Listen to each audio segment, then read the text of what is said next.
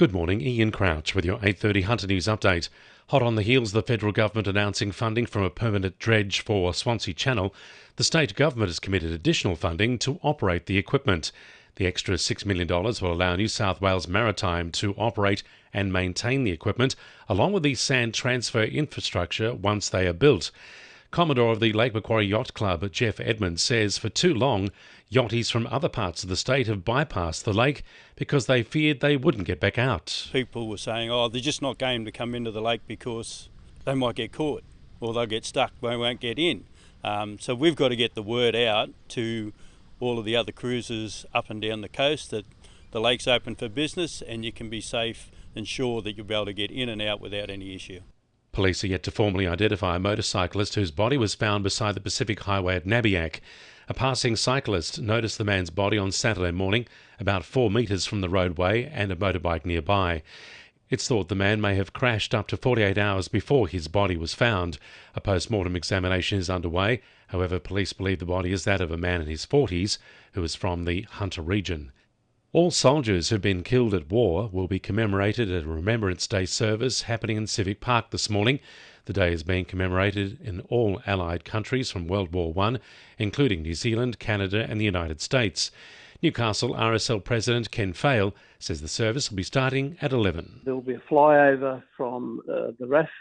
They'll send one of the planes in, and from there we will have the traditional Remembrance Day service starting at 11 and running through. There'll be guest speakers, one of them from the RAF, a gentleman from the RAF, and the normal service. The federal government says many students in the Hunter will benefit from its plans to slash student debt. If the Albanese government is re-elected next year, all uni and TAFE students with HECS debts or student loans will see them cut by 20%. The government says this will benefit more than 70,000 students in the Newcastle, Paterson, Shortland and Hunter electorates. Following wild weather, which lashed the Hunter last week, the SES is telling residents to take steps to prepare ahead of similar conditions expected this week.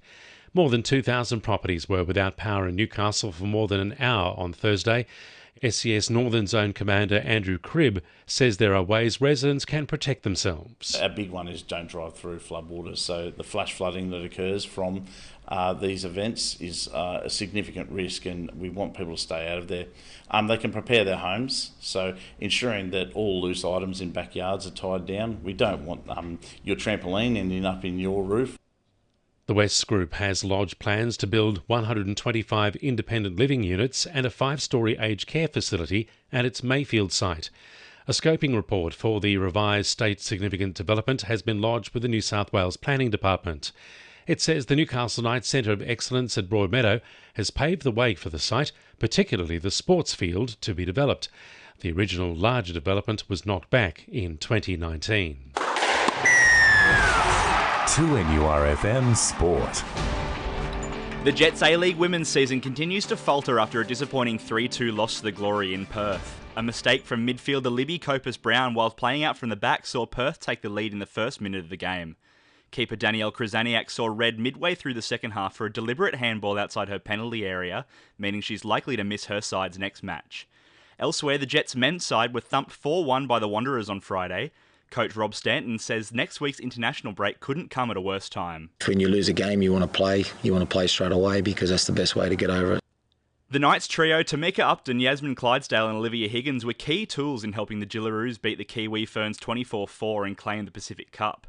Off the back of their efforts, Upton and Clydesdale, along with the Knights' Eva McEwen, have been nominated for the International Rugby League Player of the Year.